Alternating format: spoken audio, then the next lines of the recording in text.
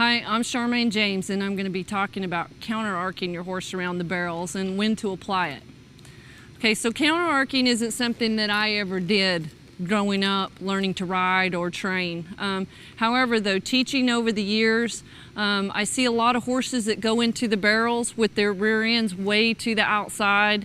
And when those horses' rear ends are way to the outside, they can't be collected and they can't be fast because that back end is not in position for them to leave the barrels quickly.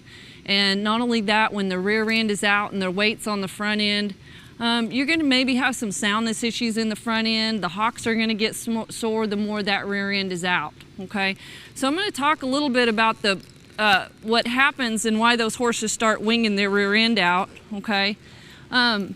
If a rider has come into the barrels and turned that barrel too close, okay, and this horse has no way to get his rear end around the barrels, he starts kicking it to the outside, okay?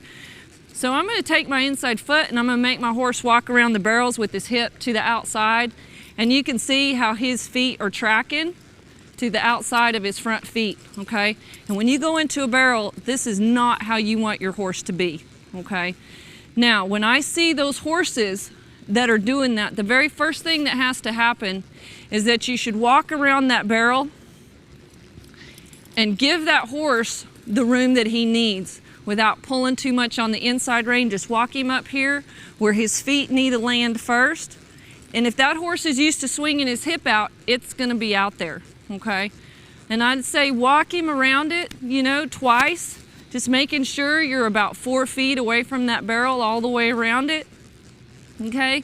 And then as you're coming around the barrel, just take your outside rein and use your outside leg, and let's start trying to put the hip closer to the barrel, about 1 foot around it, all the way around it, just to start getting control of that back end, okay?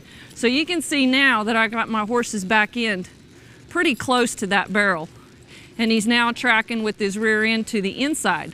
Okay, and when you start doing this, if you're going around and your horse gets walking off out here, just stop him and ask him to step, move over, and then walk again.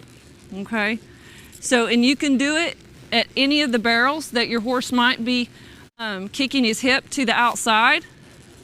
Okay, you can do a little drill on the barrel pattern around any barrel. You can have a barrel set off by itself doing this drill, okay?